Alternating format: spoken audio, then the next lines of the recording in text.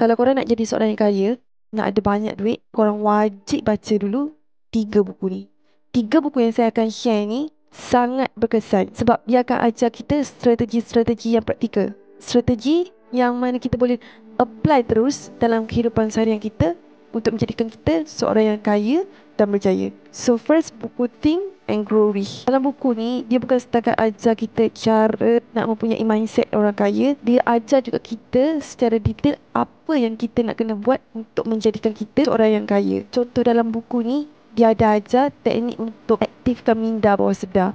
Bila kita dah aktifkan minda bawah sedar ni, perbuatan-perbuatan kita selepas tu akan automatik menjuruskan kita, memandu kita untuk menjadikan kita orang yang berjaya. Memang sangat best and memang sangat menjadi. And then yang kedua, buku The Richest Man in Babylon. So dalam buku ni, dia cerita kisah macam mana seorang lelaki dekat Babylon ni dia boleh menjadi sangat-sangat kaya. Contoh, bila dia dapat gaji, dia asingkan dulu beberapa peratus daripada duit gaji dia tu untuk bayar diri dia sendiri dulu. Bayar diri sendiri dulu ni maksudnya dia gunakan duit tu untuk memberanakkan lagi duit-duit yang lain untuk diri dia. Contoh, duit tu dia buat untuk pelaburan diri dia sendiri, dia buka bisnes dia sendiri, dia buat sewa homestay untuk dapatkan passive income and macam-macam lagi lah. As long as duit tu dia akan berikan pulangan yang lebih untuk diri dia sendiri. Lepas dah bayar dekat diri dia sendiri tu, barulah duit-duit selebihnya tu dia buat bayar bil, buat beli something untuk puasan diri dia, as long as perbelanjaan tu terkawal.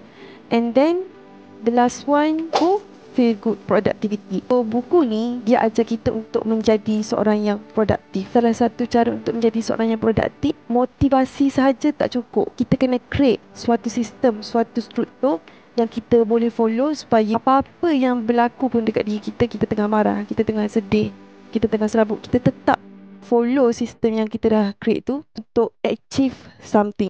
So bila kita ada struktur ni, kerja buat kita tak akan terganggu walaupun kita tengah emosi tak stabil. Ada something yang kita nak achieve, goal yang kita nak achieve, and untuk capai goal tu kita kena follow sistem yang kita dah buat tu secara konsisten. Bila korang dah berjaya cipta sistem ni dan korang tahu korang kena akur dengan sistem ni, korang akan berjaya menghasilkan sebuah kekayaan yang korang nak. So buku-buku ni memang sangat best and memang sangat praktikal. Korang boleh apply terus dalam kehidupan korang. Jadi kalau betul-betul korang nak jadi seorang yang berjaya, orang yang boleh buat banyak duit, korang memang kena dapatkan buku ni. And yang bestnya 3 buah buku ni dia ada translate dalam edisi bahasa Melayu, so lagi mudah lah korang nak faham kan. Untuk dapatkan buku ni boleh klik link produk yang saya dah tag dalam video ni.